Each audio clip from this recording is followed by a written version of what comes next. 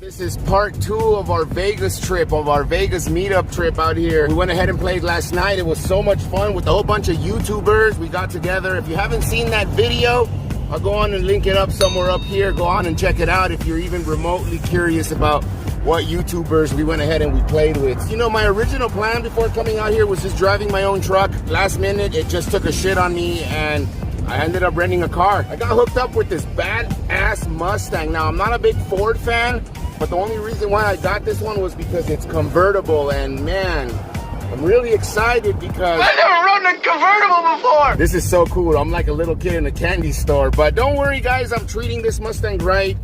I'm a responsible driver.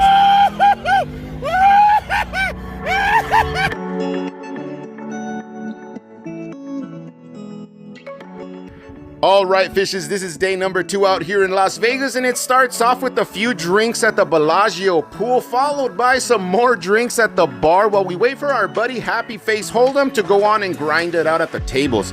We go on and we catch a rare sighting of our buddy actually cashing out. How does it feel to finally win?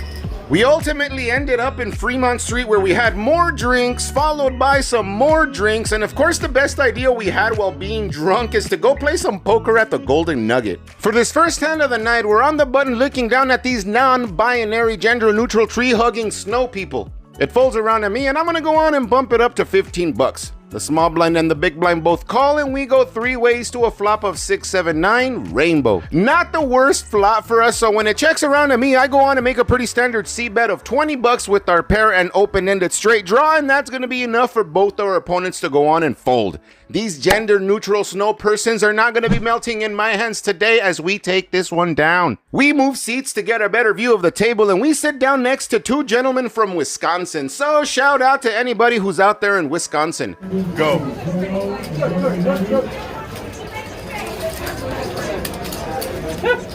Are Wisconsin people known to give up on beer drinking contests? Now that we're all settled in, I'm under the gun +1 looking down at a couple of crabs.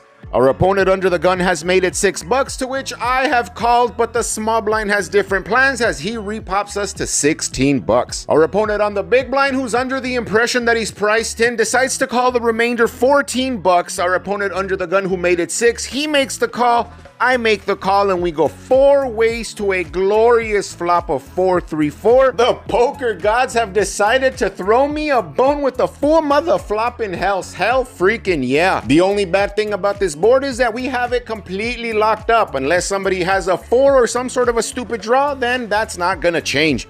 Our opponent in the small blind, who was the original aggressor, he goes on and he checks. The big blind checks, the under the gun player checks. There's not gonna be a check from me. I go on and fire off a bet of 20 bucks and our only customer is our opponent on the small blind. With over 100 bucks in the middle, we go heads up to see a 5 on the turn. Our opponent on the small blind checks. I fire off a bet of 40 bucks. My opponent waves the white flag and throws his hand into the muck. Did I lose value in this hand? I don't know. It depends which way you look at it. I mean, I could have checked the turn and let my opponent get there, but man, that turn, it brought so many draws. Any deuce is open-ended, any 6 is open-ended, any ace has a gut shot, any 7, any spade. There's a lot of draws out there that you want to charge, because if they do hit on the river, bam, you got max value. So, and if you check on the turn and they didn't get there on the river, you wouldn't have gotten paid anyway. So I decided to bet, and unfortunately he did fold, which means he probably had something like king jack, king queen that didn't include a spade because he was the one that 3-bet to 16 bucks pre-flop. But it is what it is. We won this one. Hell freaking yeah. Yeah, man. No way. That's not him. That's not him. Look at him. That's not him. My man. I don't know who that guy is. Would it be weird if we could take a picture? Would it be gay? What a nice, genuine, down-to-earth guy this guy was. Not only did he give us a shout out on his YouTube channel, but he went ahead and subscribed to Fish Poker and left me a comment. Hell freaking yeah. I think we should all do the same. Subscribe to Fish Poker if you haven't done so already. Click that like button and that notification bell. That way you don't miss a video. We've switched over to a new table to play with our buddy Jason, our buddy Happy Face Holdem, Jeff Stimson, and Happy Face Holdem's manager Richard when we look down and look at what is arguably the best hand in No Limit Texas Holdem. That's right, pocket aces on the small blind, there's one limper in the middle, and when it comes back around to me, I go on and I fire off a bet of 20 bucks, and of course both players fold and we get zero value for our aces the way the good Lord intended it to. All right guys, we played a session over here at the Bellagio. You guys are going to enjoy this one. It's just Chuck over here. Over the Bellagio. A full rotation later, we go on and see pocket aces yet again. This time we're on the big blind. Everybody folds except Jeff Stimson on the button. He goes on and he makes it 15 bucks. Him and I have battled it out many times, and I know that he doesn't like to limp, and when he's on the button and raises it, I know that his range could be pretty wide. I go on and put in the race to 60 bucks, and of course everybody folds, leading me to believe that I might have just put a little bit too much salt on my steak, because once again I got zero value for my aces. Now we're looking down at ace queen offsuit in middle position. Jeff in early position made it 10 bucks, and I know there's a good chance he could be opening light, so I go on and 3-bet him to 40 bucks. Our only customer is Happy Face Holdem's manager Richard, and we go heads up to see a flop of ace 7-4, 2 spades. I check my top pair knowing that Richard's gonna take a stab at it, and of course he does, but not in the amount that I expected him to, as he announces that he's all in. $300 into a pot of 90 bucks seems a bit peculiar because I can't seem to put him on a hand that beats me. I'm asking myself, what the hell does he have that beats me? What is he protecting? A set? Ace king? I mean, if he had a really good hand, I mean, he wouldn't just shove like that, right? I mean, I'm thinking so hard on this, guys. I'm thinking I'm overheating. My freaking body's check engine light has turned on because I don't think he has anything other than a big pair of testiculars, and unfortunately, I don't have that kind of gamble in me to just bust it all off on one freaking pair. I ended up folding. I tell Richard, nice hand, and this piece of shit has the audacity to show me a bluff, the jack of diamonds, and Jesus Christ, oh my goodness. I know there's gonna be better spots, but man, this got me a little tilted because it took everything inside me not to be like,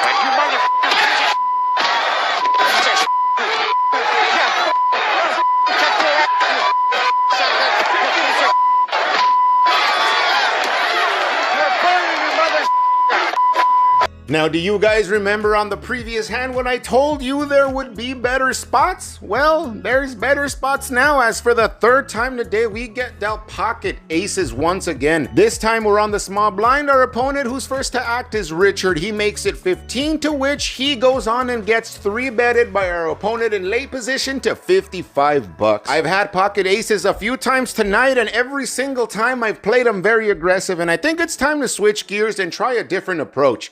I go on and take the more trappy route as I go on and flat. Richard, who made it 15 bucks, thinks that 55 bucks is just not enough as he goes on and he announces that he's all in for all 180 of his marbles. It's music to my ears when our opponent that made it 55 announces that he's all in for 380 bucks. The trap has been set as I go on and I make the call. I cover both of them and we go 3 ways to a full run out. That helped nobody. They got 10 jack. Oh! Let's get you. No! Ace king for side pot. No! What? I got the side pot. I got the side pot. You broke even. I got the side pot. I broke even. What the fuck is this? Fuck is this? What is this? Fucking nines? I'm gonna shove with nines? Exactly. My pocket aces are against ace king versus Richard's pocket nines, which of course he freaking spikes a 9 on the freaking river. Nice hand, Richard, nice hand. I mean, I have a big old smile on my face telling Richard nice hand, but on the inside I'm like,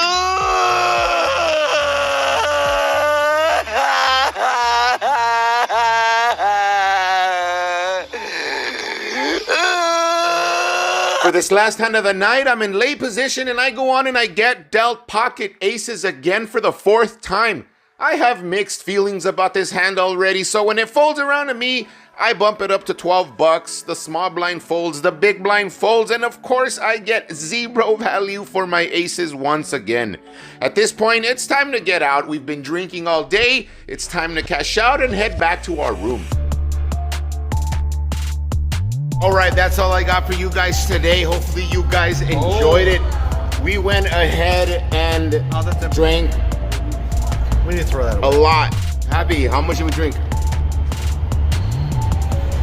This guy. We drank a lot. How much did we drink? We drink a lot. We drank a lot. Lost count. Don't forget to tell them what they need to do. What to do? Like, Fish Poker. no, subscribe, Subscribe to Fish Poker. and And notification bell. notification bell. Also, subscribe to Happy Face You already Holdem. no. Fuck this guy.